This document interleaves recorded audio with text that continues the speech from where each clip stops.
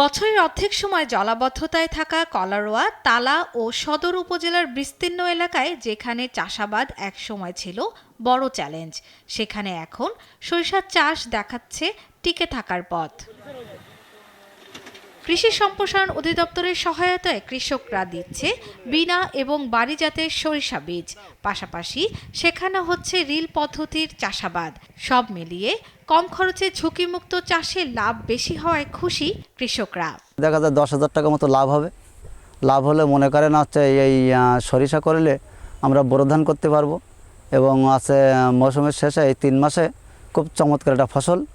এই ফসল দিয়ে মনে করেন আমরা গরিব মানুষ, আমরা তেল কিনে খাতে পারি। তারা মাইকিং করে কৃষকদের সতর্ক করে এই ফসল সংরক্ষণ বা সংগ্রহ করার বিষয়ে তারা আমরা সার্বক্ষণিক পরামর্শ দিয়ে থাকি। আমরা সেভাবেই কাজ করি।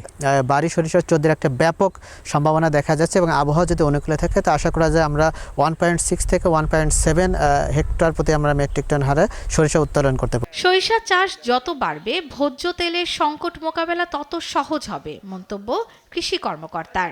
এর মধ্যে আমরা ফসল ফলিয়ে চলেছি। আমরা 89,145 হেক্টর জমিতে আমন আবাদ করতে পেরেছি।